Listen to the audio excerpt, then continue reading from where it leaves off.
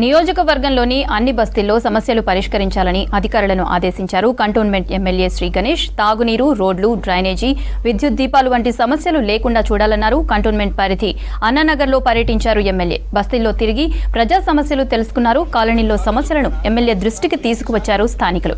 వెంటనే సమస్యలను అధికారులు పరిష్కరించాలని ఆదేశించారు ఎమ్మెల్యే.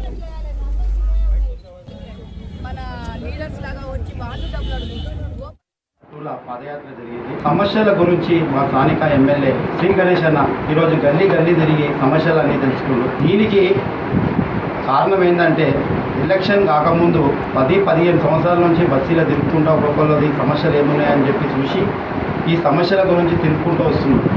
తిరుగుకుంటూ వచ్చినాక గెలిచినాక కూడా ఈరోజు ప్రతి గల్లీకి తిరుగుకుంటా ఈ డైరీస్ లైన్ కానీ మంచినీళ్ళది కానీ వాటర్ ప్రాబ్లం కానీ మోరి నీళ్ళల్లో మంచినీళ్ళు కలుస్తున్నాయి ఈ ప్రాబ్లం కానీ కరెంటు వైర్లది కానీ ఇవన్నీ సమస్యల గురించి ఒక్కొక్క ఇంటింటికి తిరుగుతుంది.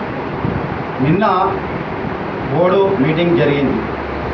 దాంట్లో ఈ బీజేపీ నామినేట్ పదవి ఉన్న రామకృష్ణ గారు 10 సంవత్సరాల నుంచి టీఆర్ఎస్ పార్టీతో ఇద్దరు పొత్తులు నడిపించుకుంటారు. ఈరోజు మాకు చెప్తున్నారు.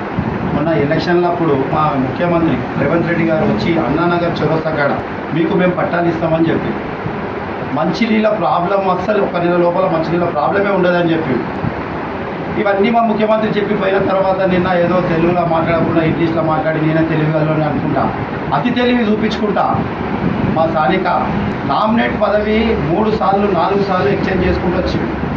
మొన్న ఆగస్టు 10 తారీఖు అయిపోతుంటే మళ్ళీ పోయిండు ఫిబ్రవరి 10 తారీఖు వరకు తెచ్చుకున్నా. అంటే సంవత్సరం తెచ్చుకొని ఈరోజు మంచినీళ్ళు